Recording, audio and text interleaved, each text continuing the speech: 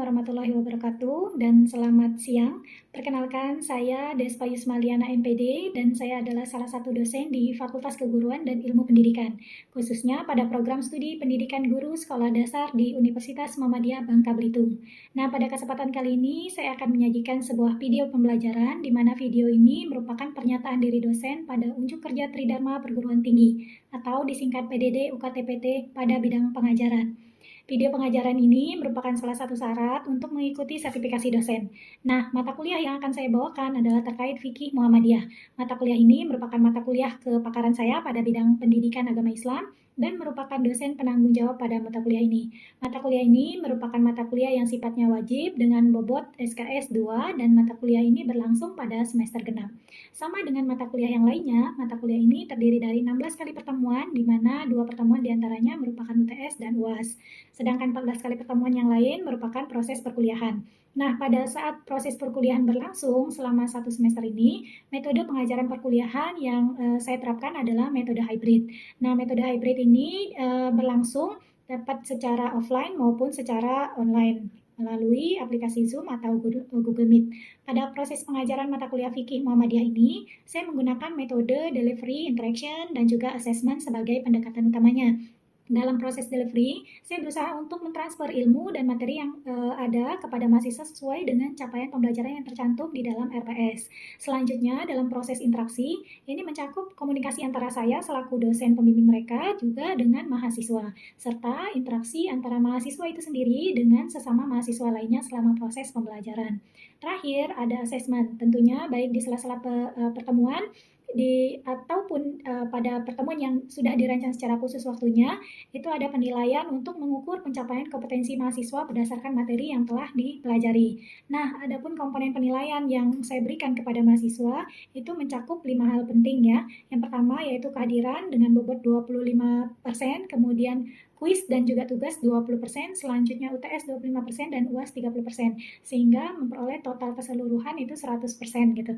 Nah, pada proses pengajaran mata kuliah fikih Muhammadiyah ini ada beberapa metode yang saya gunakan. Yang pertama yaitu metode ceramah, yang kedua diskusi, kemudian ada juga metode tanya jawab. Nah, pada metode ceramah saya berusaha menyampaikan materi-materi yang terkait dengan fikih Muhammadiyah. Saya memberikan materi itu secara lisan, baik dalam pertemuan secara offline maupun secara online. Selanjutnya, metode diskusi. Pada metode ini, mahasiswa diharapkan dapat memberikan ide-ide dan juga gagasan maupun apresiasinya terhadap sebuah topik yang diberikan pada saat dilaksanakan kegiatan diskusi. Jadi, topik-topik diskusi ini telah saya tentukan sebelumnya.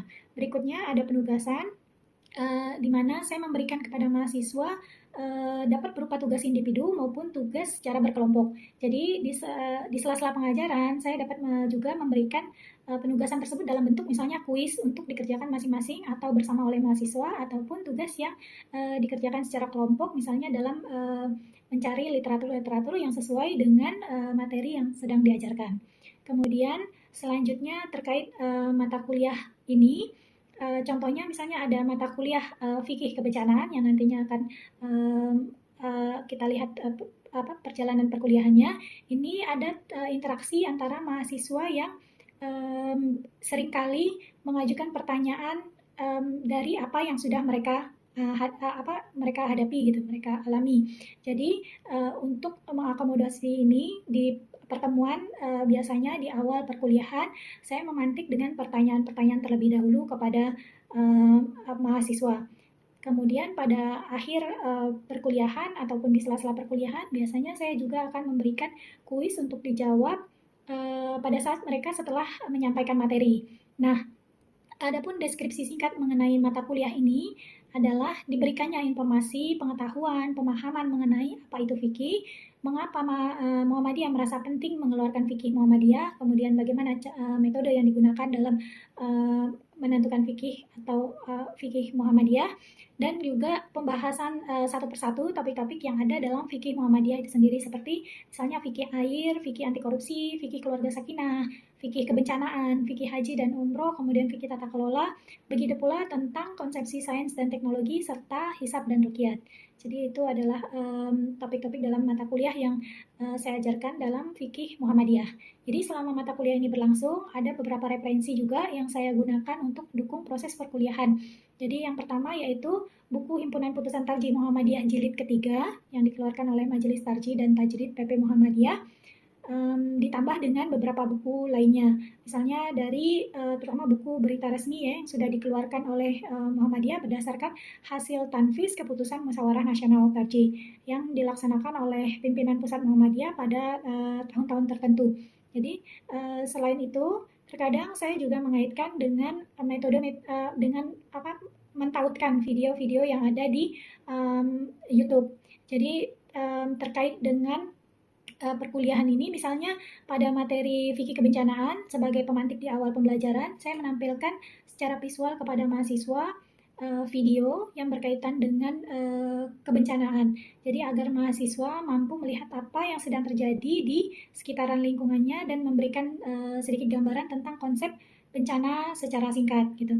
Jadi baik Bapak Ibu sekalian, rekan-rekan sekalian, untuk melihat secara langsung bagaimana proses pembelajaran pada mata kuliah ini, kita akan berinteraksi langsung dengan mahasiswa dengan membahas materi mengenai fikih kebencanaan pada pertemuan ke-9 ini. Assalamualaikum warahmatullahi wabarakatuh. Waalaikumsalam warahmatullahi wabarakatuh. Alhamdulillah, terima kasih ya sudah hadir pada pertemuan kita yang ke-9 ini.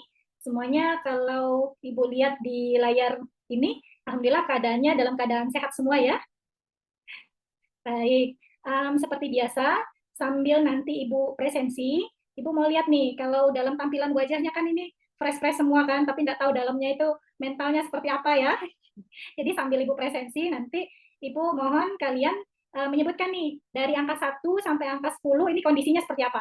Jadi kalau angka 1 itu berarti kalian dalam kondisi yang, aduh aku frustasi Bu, di luarnya aja aku kelihatan yang kayak masih senyum-senyum gitu. Nah, itu kalau 1. Tapi kalau dalam keadaan yang lagi bahagia, misalnya dapat apa hari ini, dapat door prize apa gitu kan, tadi jalan-jalan hari Minggu misalnya, itu silakan ya angkanya angka 9, 10 gitu kan yang kalian sebutkan.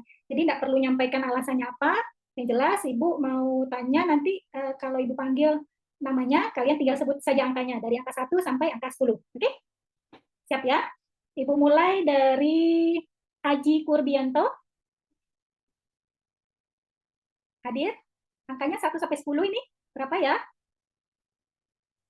Masih mute sepertinya. 10, Ibu. Oh, 10 ya, luar biasa. Oke, kita lanjut lagi ya. Kemudian ada Aziza, nggak hadir ya, sepertinya Ibu lihat di sini nggak hadir. Kita lanjut ke Arseli. Hadir Bu, di angka 9. Oke, 9, alhamdulillah. Kemudian Heri juga nggak hadir ya, sepertinya ya. Kita lanjut ke Iren. Di angka berapakah? Iren? Angka 8, Bu. Oke, masih bagus. 8, 9, 10 yang baru Ibu dengar ya. Kemudian Mardiana. Nah, kayaknya nggak hadir juga ya. Kemudian Gita. Di angka 9,9, Bu. Wah, mantap. Kalau kurang 0,1% aja gitu, ada pemantiknya, ada lalat terbang atau nyamuk terbang dikit gitu, bisa jadi 10 itu kayaknya itu. Benar, Bu, benar. Apalagi kalau ada bunga gitu kan, yang datang bertebaran gitu, nah itu bisa jadi 10 sudah itu. Nah yang terakhir, yang belum Ibu panggil, Ririn, keadaannya gimana ini? 7 Bu. Masih ada jedanya ya, gitu, 7 ya nggak apa-apa. Ibu harapkan, Ibu berdoa buat kalian semua, semoga apapun masalahnya nanti dapat terselesaikan gitu ya. Baik, kita mulai seperti biasa. Ibu akan panggil kalian dengan panggilan Bapak Ibu ya, biar nanti terbiasa lah. Karena kalian kan calon dari guru sekolah dasar kan ya. Nanti itu anak-anaknya ya akan terbiasa memanggil kalian dengan panggilan ya Ibu Iren, nanti Ibu Arseli, atau dengan Pak Gita, nanti kan. Nah ini mulai kita biasakan. Oke, sebelum kita mulai pembelajaran, mari kita berdoa menurut keyakinan kita masing-masing. Berdoa dimulai. Selesai. Oke, kita lanjutkan pertemuan ke-9 ini. Sebentar, Ibu coba share screen-nya. Nah, apakah sudah nampil? Sudah, Bu. Jadi ini sama seperti materi sebelumnya sebelum UTS kemarin ya, kita masih pakai buku Himpunan Putusan Tarjih yang ketiga. Jadi di mata kuliah Fikih Muhammadiyah ini ada buku yang sudah mengkompil semuanya gitu. Jadi buku Himpunan Putusan Tarjih ini juga terdapat pembahasan yang akan kita bahas di hari ini. Namun juga Ibu tambahkan dengan buku dari Berita Resmi Muhammadiyahnya yang khusus memang membahas pada topik yang akan kita bahas materinya di hari ini. Jadi sudah tahu ya, kira-kira materi kita hari ini adalah tentang apa gitu, tentang fikih apa. Oke, kita lanjutkan dulu. Sebelum kita masuk ke materi, ini adalah capaian yang diharapkan kalian nanti akan terpenuhi gitu pada saat kalian selesai mengikuti perkuliahan hari ini. Jadi setelah materi fikih kebencanaan ini, karena materinya memang lumayan banyak ya, nanti kita akan jadikan 2 pertemuan. Jadi pertemuan ini kita akan bahas tentang konsepnya, pertemuan berikutnya kita akan bahas tentang tuntunan apa yang harus dilaksanakan pada saat terjadinya bencana, misalnya secara segi ibadahnya seperti apa. Nah, ini adalah capaian pembelajaran yang khusus untuk hari ini. Ibu harapkan nanti di akhir kalian mampu mengidentifikasikan masalah fikih kontemporer ya, berupa fikih kebencanaan dalam perspektif Islam yang berkemajuan. Begitu juga kalian mampu mengklasifikasikan bencana dalam fikih kebencanaan tersebut seperti apa gitu. Oke. Jadi itu. Nah, Bapak Ibu sekalian, berikut ini ada sebuah trailer ya sebenarnya ini. Tapi ini menarik untuk kita simak bersama karena ini merupakan bagian dari sebuah film dokumenter di tahun 2021 ini yang mengisahkan di antara ada seorang ahli biologi, ada seorang ahli seni gitu, ada seorang seniman lah, seniman dan juga seorang pengacara yang mereka itu bekerja sama untuk nanti ya kita simak saja sama-sama videonya. Nanti kalau kalian perlu mencatat ya silahkan catat, kalau enggak ya cukup diperhatikan saja. Siap ya, kita tonton sejenak. Fenomena sampah kiriman yang terjadi hampir setiap tahun ini mencapai 25 ton per hari. Setelah Pantai Kuta diserbu sampah kiriman, kini giliran Pantai Sanur dan pantai lain yang dipenuhi sampah. Kurang dari 5 menit, saya sudah menemukan sedotan plastik sedemikian banyak. Sampah yang datang dari laut, kemungkinan besar sampah itu datangnya dari Jakarta. Nah, kalau sampah itu datangnya dari Jakarta, kemungkinan besar sampah itu sampah kita. Oh man, it's freaking strong. Indonesia saat ini menyatakan sebagai negara kedua terbesar dunia penyumbang sampah plastik ke lautan. Di Indonesia, mereka lebih dari 93 juta sedotan plastik setiap harinya. Sering banget ketemu sachet yang tahun 80-an. Nah itu mungkin Indomie yang kita makan waktu kita masih SD nyampe ke sini gitu. Sampah plastik ini sulit untuk diolah, Pak. Dan untuk ini harus dicuci, dipelet, itu butuh air yang banyak, dibuang ke sungai dan juga dibakar. Nah, itu bahan kimia cuan. Masyarakat ini tidak tahu bahwa membakar plastik itu akan menghasilkan racun. Dari trailer tadi, Ibu mau tahu nih, yang kalian rasakan itu seperti apa? Jadi silahkan ini coba kalian refleksikan kenapa sih sampai terjadi seperti itu. Kemudian apakah ini yang namanya bencana? Terus menurut kalian siapa sih sebenarnya penyebab dari bencana yang paling banyak itu? Apakah memang benar bencana itu hanya datangnya dari alam atau juga dari manusia itu sendiri? Nah, coba ya. Ibu mau tahu nih di antara kalian kira-kira yang mau jawab ada? Kalau ada ya sudah, enggak apa-apa, dikit saja. Refleksi dulu sebelum kita masuk ke materi kita. Jadi Ibu skip saja dulu yang ini. Kita lanjutkan dengan potensi dan tantangan kebencanaan di Indonesia. Jadi mulailah kita lihat dulu ya potensinya kita itu seperti apa sih posisinya Indonesia gitu. Jadi yang perlu kita ketahui kan kalau letak geografis negara kita itu ya memang selain letaknya adalah berada dalam posisi yang strategis, namun kita secara di satu sisi lainnya kita juga berada dalam potensi yang membahayakan. Jadi potensi-potensi bencana seperti gempa bumi, kemudian tsunami, kemudian badai, tanah longsor dan sebagainya itu merupakan sisi lain tuh dari Indonesia yang memang terkenal dengan kesuburannya, dengan kemakmurannya, dengan kekayaannya itu ya. Jadi karena negara kita juga berada di pertengahan ya 3 lempengan bumi, dan kita juga terletak di daerah sabuk api ya orang bilangnya, dan itu kita terkenal dengan keberadaan gunung berapi yang sangat banyak gitu. Jadi ada ratusan gunung berapi yang tersebar dari barat sampai ke timur. Nah, ini yang menjadikan Indonesia juga berpotensi untuk terjadinya bencana selain yang tadi yang kita tonton ya, itu terjadinya bencana secara alami gitu. Karena kan bumi ini bergerak ya, pergeseran dari lempengan-lempengan inti bumi itu juga terus bergerak, dan itu menyebabkan daerah kita juga berpotensi untuk terjadinya itu. Nah, Bapak Ibu sekalian, perlu nih kita ketahui kalau di dalam Islam itu kita diajarkan untuk membangun kesadaran kita sebagai manusia ya, memang kalau keadaannya terjadi dari alam itu berarti ada pertanda kita untuk melakukan apa gitu. Tetapi di samping itu juga kita punya kewajiban nih sebagai seorang khalifah di muka bumi untuk membangun kesadaran, bahkan bahasanya kalau kearifan itu wisdom, bijaksana lah dalam melaksanakan dalam memanfaatkan alam itu sendiri gitu ya. Jadi ini sebenarnya latar belakang kenapa di Muhammadiyah kemudian merumuskan fikih kebencanaan. Jadi di dalam fikih kebencanaan itu nanti akan dibahas juga tuh pada saat terjadinya bencana itu bagaimana, bahkan sebelum terjadinya bencana itu bagaimana, pada saat terjadinya bencana, dan juga setelah terjadinya bencana. Jadi Muhammadiyah berkomitmen untuk tanggap cepat dalam baik itu dalam hal pencegahan, pemulihan maupun perlindungan terhadap kelompok-kelompok tertentu gitu. Oke, kita lanjut ya Bapak Ibu sekalian. Jadi mari kita lihat dulu nih bagaimana Muhammadiyah melihat konteks bencana itu sendiri. Itulah di dalam itu pada tahun 2015 pada Munas Tarjih yang ke-25 di mana waktu itu di Yogyakarta, nggak salah, itu dilaksanakan pertemuan. Jadi di pertemuan itu dibahaslah tentang kebencanaan ini, termasuklah konteks definisinya. Jadi kalau kita lihat di situ, definisi yang sudah dirumuskan oleh PP Muhammadiyah itu adalah bencana merupakan sebuah gangguan ya. Jadi gangguan yang tidak cuma gangguan simpel gitu, tetapi gangguan serius yang disebabkan oleh faktor alam maupun faktor manusia, di mana ketika itu melumpuhkan fungsi-fungsi masyarakat yang dibangun untuk membangun penopang keberlangsungan hidup, kemudian melindungi aset-aset, kelestarian lingkungan, dan menjamin martabatnya sebagai manusia sebagai bagian dari perintah agama. Oke, jadi kata kuncinya adalah bencana di sini. Yang dikatakan bencana adalah yang gangguan yang serius. Jadi yang gangguan yang benar-benar hebat gitu. Yang itu sebabnya bisa dari faktor alam, bisa juga faktornya dari manusia.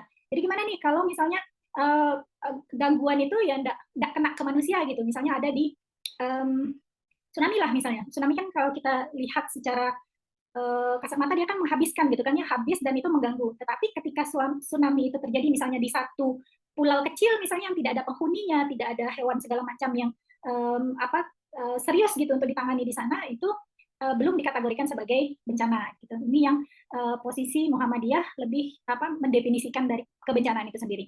Oke, jadi ini tadi ya. Nah, ada titik-titiknya itu. Kira-kira yang depan itu apa tuh isinya? Yang tadi kita ulang lagi bencana biar enggak miskonsepsi ini nanti. Titik-titik yang apa? Gangguan. Jadi nanti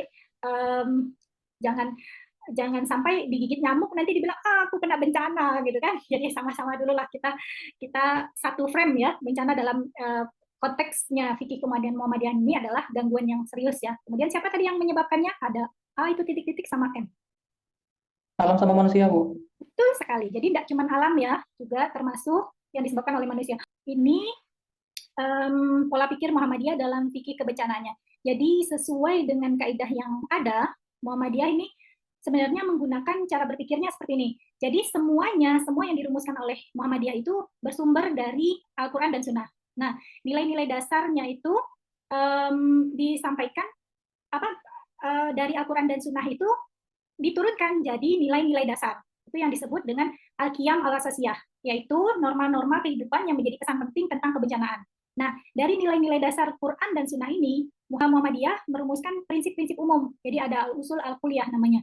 Jadi prinsip-prinsip ini adalah rangkuman dari pemikiran umum yang ditarik dari Al-Quran dan juga Sunnah. Mirip dengan konsepnya usul fikih. Kalau dalam pembahasan fikih klasik itu namanya, kan fikih itu bisa nih membahas tentang sholat, misalnya haji, zakat, dan sebagainya ya. Nah, konsep yang ditarik dari Al-Quran dan Sunnah itu, prinsip-prinsip yang ditarik dari Al-Quran dan Sunnah itu namanya usul fikih. Jadi contohnya nih, kalau kita membahas tentang sholat misalnya, itu usul fikihnya kan adalah menjelaskan aturan dasar tentang pelaksanaan sholat, seperti rukunnya sholat, sunnahnya sholat itu apa. Nah, dalam praktiknya, kadang kan kita nggak tahu tuh gimana sih melaksanakan sholat yang benar-benar sesuai dengan yang dicontohkan oleh Rasul gitu kan. Nah, untuk itu dibuatlah Al-Usul Al-Kulliyah ini, yaitu aturan yang mengklasifikasikan ibadah itu berdasarkan unsur-unsurnya. Jadi seperti rukun-rukunnya. Jadi setelah Al-Usul Al-Kulliyah ini barulah kemudian diturunkan lagi tuh jadi hukum-hukum yang sifatnya praktek ya, konkret lah gitu, yang nyata. Nah, kembali ke pola pikir Muhammadiyah ini, jadi memang tuh yang dilakukan oleh Muhammadiyah itu berasal dari prinsip-prinsip umum yang kemudian diturunkan jadi pemikiran konsep yang praktis dan program-programnya program yang nyata gitu. Atau bisa juga nih dari program nyata dulu baru kemudian timbul konsep atau prinsipnya. Nah, inilah yang terjadi pada fikih Muhammadiyah yang merupakan fikih bencana ini. Jadi kan kalau waktu dilaksanakannya program-program, Muhammadiyah kan sudah duluan membentuk program yang namanya terkait kebencanaan ini, program yang namanya Lembaga Penanggulangan Bencana. Jadi kalau sekarang itu mungkin namanya adalah Muhammadiyah Disaster Management Center ya, MDMC. Nah itu pada saat itu LPB ini, Lembaga Penanggulangan Bencana ini, sudah terjun langsung tuh ke masyarakat pada saat membantu gitu menangani keadaan pada saat itu, mendapati beberapa masalah gitu di lapangan. Jadi baik misalnya masalah beribadahnya maupun kekurangan pasokan pangan untuk bertahan hidup dan sebagainya. Nah inilah kemudian muncul kajian-kajian terhadapnya. Jadinya misalnya kajiannya berupa apakah dapat gitu menggunakan dana zakat untuk dialokasikan kepada membantu dari korban bencana gitu. Ya, tentunya tapi tetap melalui kajian yang ranahnya memang bukan ranah kita, tetapi sudah ranahnya para ulama ya yang mengerti dan paham tentang hal ini gitu. Jadi itu tidak juga sembarangan dalam menentukan itu, tetapi tetap melalui kajian itu, melalui tarjih dapat pada saat itu sehingga didapatlah ya fikih zakatnya, kemudian ditemukanlah fikih bencananya gitu. Jadi dalam hal zakat ini dapat kita bilang kalau lembaga lazisme itu yang muncul dari kajian fikih. Tapi sebaliknya kalau fikih kebencanaan ini munculnya dari program tadi LPB, program MBMC tadi gitu. Baru dibentuklah fikih kebencanaan ini gitu. Ya itu pola berpikirnya ya, model berpikirnya. Jadi Muhammadiyah itu dapat fikih Muhammadiyah itu munculnya bisa jadi pola berpikir induktif ya, kadang-kadang dari pola berpikir deduktif gitu. Nah, kita lihat kalau dari segi maknanya bencana itu, kalau tadi kan pengertian kebencanaan itu yang sudah dirumuskan oleh Muhammadiyah. Nah, kalau lihat dari segi maknanya dalam bahasa Arab, istilah bencana ini ya lebih dikenal dengan kata al-karithah ini. Jadi yang bermakna suatu keadaan yang penuh kesulitan. Jadi perlu diingat itu ketika itu penuh kesulitan, itulah maknanya dari bencana itu. Jadi istilah lain yang dipakai itu juga ada al-baliyah sama istilah ad-dahr ini, yang dimaknai sebagai perkara yang tidak disukai oleh manusia, seperti kemalangan dan juga musibah. Jadi yang jelek-jelek, yang sulit-sulit gitu, yang malang lah, itu yang makna dari bencana itu sendiri. Itu kalau dalam bahasa Indonesianya, bencana diartikan sebagai sesuatu yang menimbulkan kesusahan, kerugian, penderitaan, malapetaka atau kecelakaan. Oke, kita lanjutkan. Nah, kalau tadi secara makna, sekarang kita lihat dulu secara istilahnya. Jadi kalau dalam Al-Quran dan hadis, ini sebenarnya sudah banyak dibahas. Nah, kata bencana dapat ditemukan dalam beberapa variasi istilah ya, atau kata. Jadi ada kata musibah, nanti ada juga kata bala, fitnah, azab, halak, dan sebagainya. Nanti akan kita bahas satu persatu. Nah, Bapak Ibu semua, ini adalah salah satu firman Allah yang terkait dengan kata bencana di dalam Al-Quran itu. Jadi terkait bencana itu ada kata musibah juga. Nah, ini sambil Ibu mau cek nih cara bacanya kalian ya. Silakan mungkin Ibu minta tolong apa ya? Bu Ririn mungkin dapat bantu untuk baca. Baik, Ibu. Bismillahirrahmanirrahim. Wa ma asabakum min musibatin fabima kasabat aydikum wa ya'fu an katsiri. Dan apa saja musibah yang menimpa kamu, maka adalah disebabkan oleh perbuatan tanganmu sendiri. Dan Allah memaafkan sebagian besar dari kesalahan-kesalahanmu. Quran Surah Al-Syura ayat ke-40 ayat 30. Terima kasih, Alhamdulillah sudah membacakan dengan baik ya. Jadi yang lainnya juga yang belum lancar, silakan dilancarkan lagi untuk membacaan Al-Quran. Semoga kita semua mendapatkan barokah dari Allah Subhanahu Wa Taala. Oke, nah dalam istilah Al-Quran ini kita bisa lihat tuh ada kata asobakum min musibah katanya kan. Jadi apa-apa saja yang menimpa kamu adalah disebabkan oleh perbuatan tanganmu sendiri gitu. Jadi posisinya kata musibah ini itu di dalam Al-Quran berarti menimpa gitu, menimpa manusia. Jadi itu yang disebut dengan musibah. Kata musibah yang berarti menimpa manusia ini ya dapat juga berwujud kebaikan dan juga keburukan. Tapi yang kita bahas di sini adalah yang sebagai bencananya itu yang bermakna negatif. Jadi musibah yang mendatangkan keburukan bagi manusia itu yang dimaknai dengan bencana itu ya. Itu kita lanjutkan.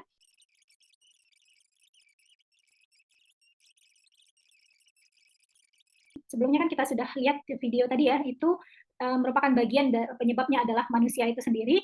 Nah, kategori bencana itu sendiri, klasifikasinya, itu dapat diklasifikasikan menjadi dua, bencana alam dan juga non-alam, natural disaster sama man-made disaster. Jadi, bencana yang disebabkan oleh alam, ya seperti contohnya gempa bumi, kemudian letusan gunung berapi, tsunami, banjir, kekeringan, tanah longsor, yang semuanya itu sebenarnya juga sudah ada dibahas di dalam Al-Quran dan hadis gitu. Nah, kita lanjut. dengan bencana non alam ya, karena beberapa hal ini dapat menyebabkan juga terjadinya bencana, tapi itu bukan bersumber dari alam, tetapi karena kerugiannya juga dan menimbulkan kesesaran kepada manusia, itu juga dikategorikan sebagai bencana.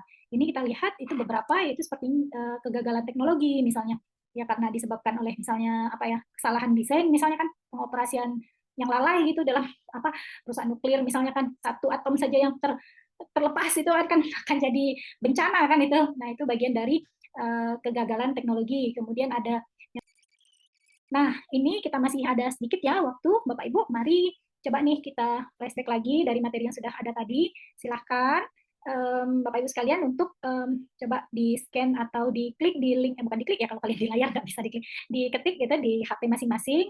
Ibu coba kasih waktu berapa menit ya, 2 menit lah, nggak banyak sih, pertanyaannya ada 10, ini terkait yang sudah Ibu bahas tadi. Silakan dicoba dikerjakan kuisnya. Nanti kalau sudah, silakan di chat di kolom komentar. Jadi di kolom komentarnya kalian mendapatkan berapa gitu.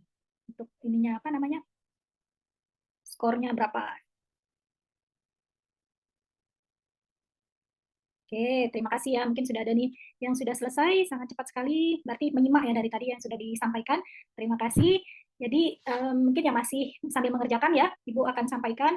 Ini hari ini kita sudah bahas tentang konsep fikih kebencanaan dan juga klasifikasi ya fikih kebencanaan. Jadi nanti insya Allah minggu depan kita akan melanjutkan dengan pembahasan mengenai masalah-masalah dalam beribadahnya gitu, dalam kondisi darurat itu seperti apa, kemudian tata cara pelaksanaannya juga seperti apa, itu akan kita bahas di pertemuan berikutnya. Karena kan dalam kondisi pada saat terjadinya bencana itu akan ditemukan berbagai macam kejadian gitu. Ada yang mungkin pada saat terjadinya bencana sudah tidak ditemukan lagi air bersih untuk bertaharah gitu kan, sebelum melakukan ibadah sholat misalnya. Nah itu bagaimana melaksanakannya berdasarkan fikih bencana. Kemudian ada juga misalnya kekurangan pakaian gitu kan, yang pada saat bencana mana kita tahu pakaian bersihnya misalnya tidak tersedia lagi untuk melaksanakan sholat dan sebagainya. Itu dalam kondisi yang suci, dalam keseharian yang biasa, dengan pada saat terjadinya bencana tentu berbeda ya. Nah itu akan kita bahas sama-sama nanti.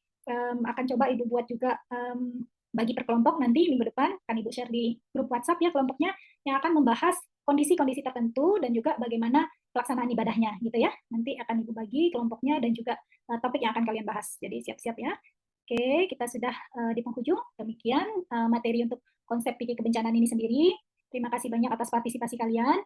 Dan sebagai kesimpulan ya mungkin kita dapat merefleksikan sendiri ya untuk konsep bencana itu sendiri. Nah, dan yang paling penting itu menurut Ibu sih sebenarnya Ibu mau kalian semua paham tuh konsep apa itu bencana, dimana ya ndak lagi mengatakan kalau bencana itu ya serta-merta karena Allah ya ndak sayang ke kita gitu, tetapi lebih daripada itu, di samping Rahman dan Rahimnya Allah, ya sesungguhnya Allah juga maha adil ya, maha beri petunjuk juga. Jadi dalam Al-Quran itu ya ndak, kalau kita pelajari Al-Quran itu tidak semata-mata hanya ayat-ayat qauliyah saja atau ayat-ayat yang berisi firman-firman Allah secara langsung yang menjelaskan ini hukumnya, petunjuknya, kemudian ada juga cerita-cerita kan ya yang didapat dari Al-Quran itu, tetapi juga kita ayo dalami lagi, ada ayat-ayat yang bersifat kauniyah. Jadi ayat-ayat itu berkaitan dengan alam semesta dan juga fenomena-fenomena alam. Jadi kalau ayat-ayat kauniyah ini ya yang menunjukkan ke kita itu tanda-tanda kekuasaannya Allah gitu, yang tercermin dari apa? Dari ciptaannya, seperti ya bumi, gunung, laut gitu kan. Nah itu berbagai kejadian alam itu sendiri, yang termasuklah bencana itu tadi, itu merupakan bagian dari tanda-tanda kebesaran dari Allah Subhanahu Wa Taala. Jadi Ibu harapkan dengan pelajari konsep bencana tadi, ayo kita jadikan apa ya, pengetahuan kita lah dulu gitu, dasar dari pemahaman kita bahwa bencana yang ada itu sebagai bagian dari introspeksi kita, bagian dari kita memperbaiki diri dan juga meningkatkan keimanan dan ketakwaan kita kepada Allah Subhanahu Wa Taala. Oke, terima kasih atas pertemuan dan partisipasi aktif kalian hari ini. Insya Allah minggu depan kita akan melanjutkan lagi. Silakan dibaca-baca juga buku yang tadi Ibu share, karena minggu depan akan ada sesi diskusi tadi ya. Nah, untuk menutup pertemuan kita hari ini, mari bersama-sama kita melafazkan hamdalah. Alhamdulillah. Oke, Ibu tutup ya. Billahi taufiq wal hidayah. Wassalamualaikum warahmatullahi wabarakatuh. Waalaikumsalam. Terima kasih, Ibu.